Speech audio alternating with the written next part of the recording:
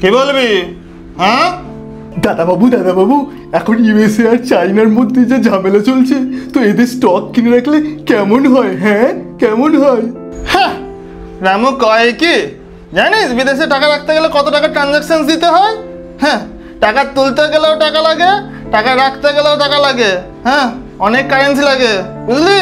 আর তুই তো রাখবি তো 300-400-500 টাকা, তার আবার নাকি বিদেশে টাকা রাখবে বলছে। হ্যাঁ, আরে দাঁড়াও, নিরাশ হওয়ার মতো কিছুই নেই।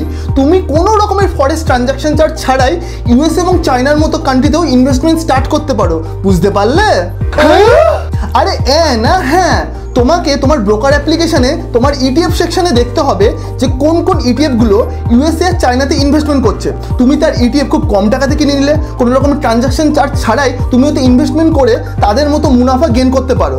যদি তুমি বুঝতে পারো যে তোমার এখানে ইনভেস্টমেন্ট করে তোমার লাভ আছে, বা তুমি যদি সমস্ত কিছু ডকুমেন্ট জেনে বুঝেই ইনভেস্টমেন্ট করার কথা ভাবো, তাহলে তুমি এই সমস্ত ইটিএফগুলোকে কিনে এদের মতো প্রফিটই গেন করতে পারো। তাই জন্য চিন্তার কোনো ব্যাপার নেই, তুমি ইন্ডিয়াতে থেকেও এক্সট্রা কোনো চার্জেস ছাড়াই বিদেশেও ইনভেস্টমেন্ট করতে পারবে। মনে থাকবে তো?